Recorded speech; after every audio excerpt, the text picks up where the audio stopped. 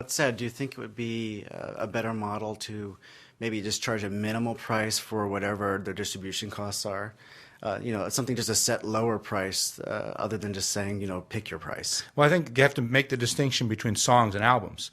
I think the key for the industry is to give away songs for free. Maybe pay people to take the songs, flip it around completely the other way. They should get songs out as broadly as possible and then create and extract value from albums. One of the ironies of it is that Radiohead tends to be more of the more album-oriented bands here. They tend to be more than just a collection of songs. And here they're cheapening the whole thing by just saying it's just a bunch of songs. In the old days, when you had concept albums, and even today, I think about an album like American Idiot by Green Day. I mean, it's a great album, much more than just a collection of songs. Give the songs away. People will want to buy the album. Some of this, too, I think, is a reaction to the battle between the old media players and Apple. NBC, for instance, I think, was particularly one of the things that they didn't like about their agreement to distribute television programming through iTunes was the fact that it wasn't just the pricing, which was irritating enough, that you've got one guy telling you what the price is.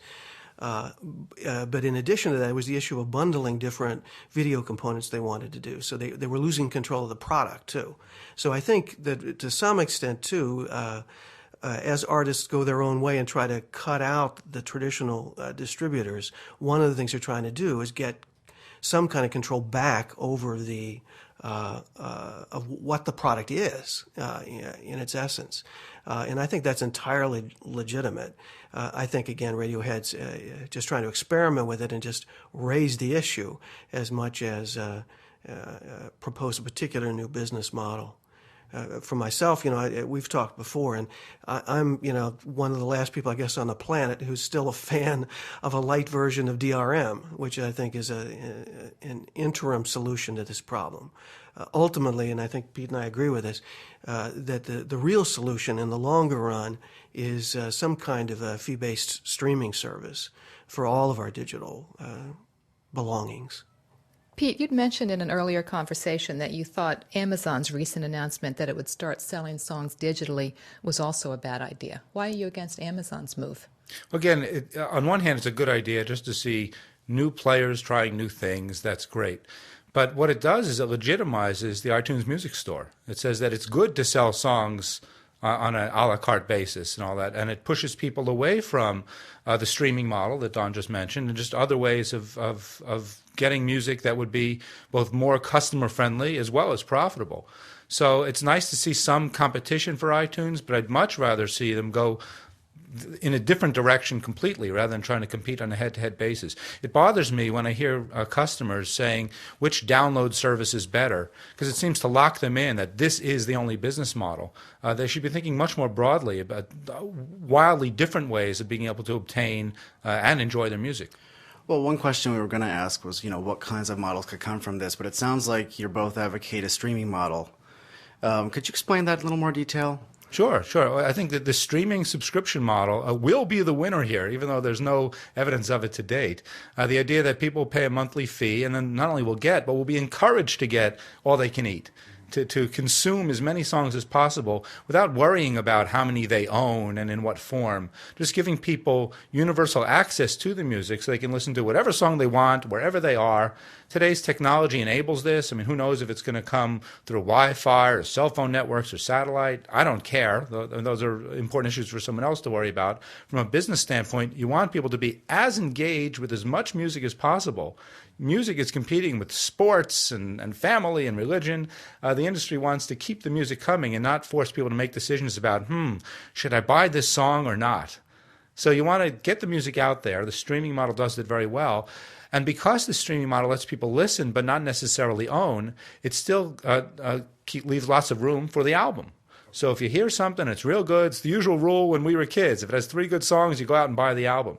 Give people some sense that there's more to it than just a bunch of songs. I think the two could fit together very, very well. It seems obvious to me, but I haven't seen much movement, much support for the subscription models or albums. It's all coming down to digital singles these days.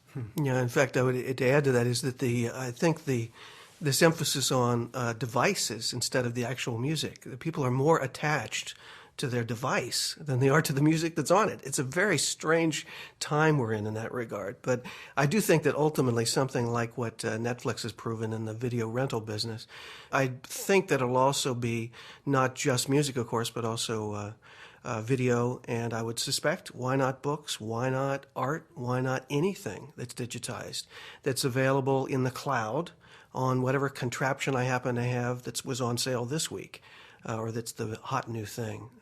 I think that's the future. We're not there. Frankly, we're still in the world of CDs, in the music business.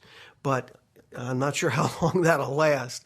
Maybe just a few years before we see a real revolution. So it's a great time. And I think there are very good analogies with books and movies and videos. I think it's important to emphasize that. But there are some differences. And one of the things about music, unlike these other media, is that you want to listen to a song over and over and over again. And so you want to make it, again, as accessible as possible. You don't want to force people to think about how many people should I share it with and so on. You really want to get those songs out there.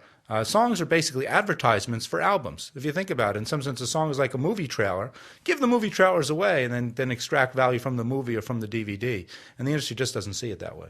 Last question here. Is there any word on how much people have been willing to pay for this album? And would either of you be willing to divulge whether you've bought it and how much you paid for it?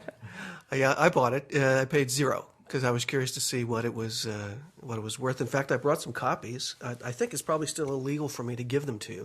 But that said, they're backups, And I eliminated the last couple of cuts because I didn't like them. So, but all that said is the rumors are coming in. As we're talking earlier, that maybe about a third are paying $0.